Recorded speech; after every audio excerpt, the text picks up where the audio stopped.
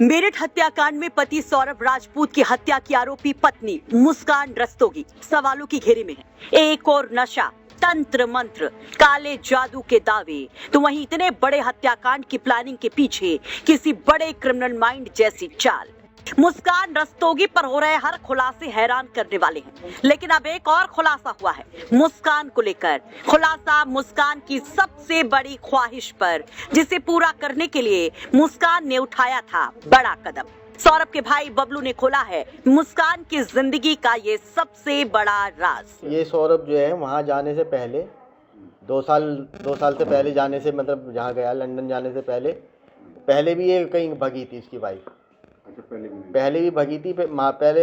सबसे पहले माधवपुरम भगी थी। उसके 3-4-5 महीने बाद ये गाजियाबाद भाग गई थी कि मतलब पिक्चरों में काम कर ले, हीरोइन बनने के लिए। अच्छा, गाजियाबाद में? हाँ, गाजियाबाद में भाग गई थी, पता नहीं कहाँ पर।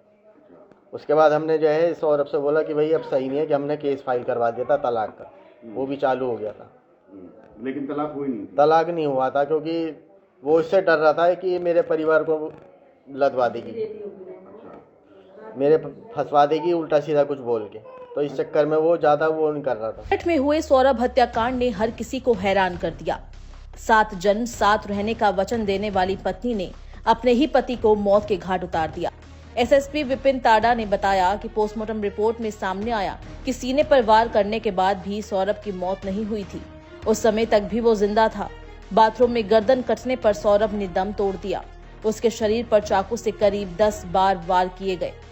3 मार्च की रात सौरभ की हत्या के बाद उसका कटा सिर लेकर मुस्कान के साथ साहिल अपने कमरे में पहुंचा।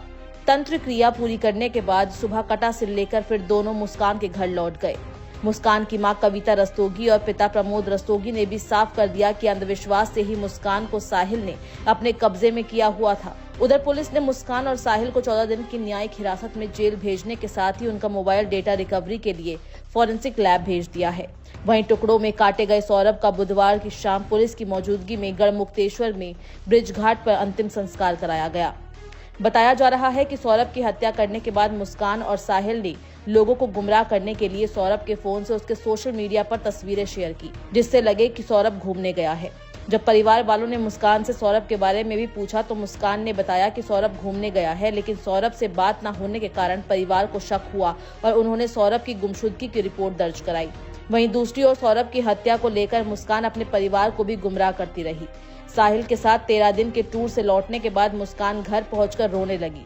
दरअसल उसकी बेटी पीहू बार बार अपने पापा के पास जाने की जिद कर रही थी। मुस्कान को रोते हुए मां कविता रस्तोगी ने पूछा तो उसने बताया कि सौरभ इस दुनिया में नहीं रही, लेकिन फिर भी उसने सच नहीं बताया। उसने कहा कि सौरभ मुझसे तलाक लेना चाहते थे, इसलिए उसके परिवार वालों ने उसकी हत्या कर दी।